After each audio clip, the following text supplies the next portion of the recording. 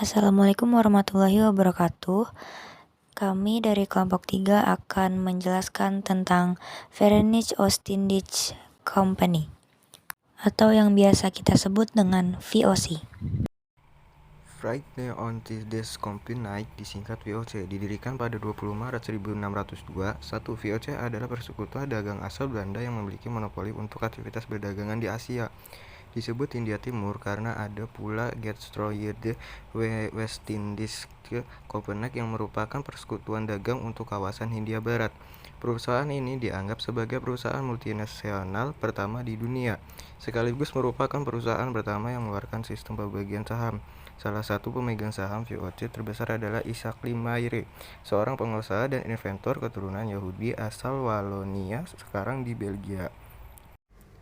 VOC diberikan wewenang memiliki tentara yang harus mereka biayai sendiri. Selain itu, VOC juga mempunyai hak atas nama pemerintah Belanda yang waktu itu masih berbentuk republik untuk membuat perjanjian kenegaraan dan menyatakan perang terhadap suatu negara.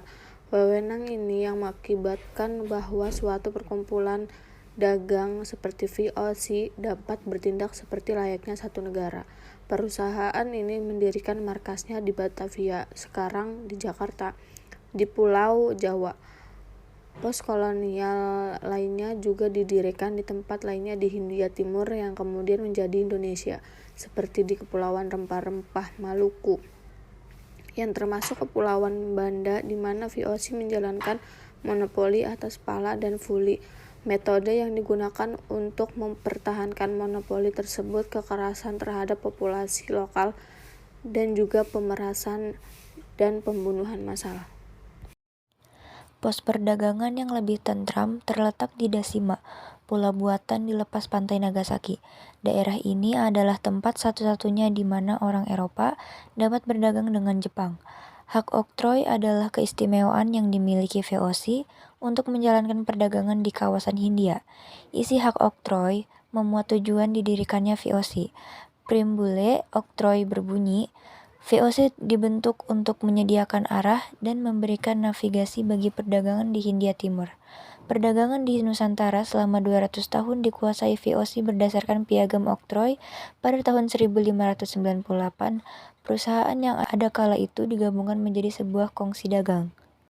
Pada 1603, VOC memperoleh izin di Banten untuk mendirikan kantor perwakilan dan pada 1610, Pieter Both diangkat menjadi Gubernur Jenderal VOC pertama 1610 sampai 1614, tetapi memilih Jayakarta sebagai pusat administrasi VOC.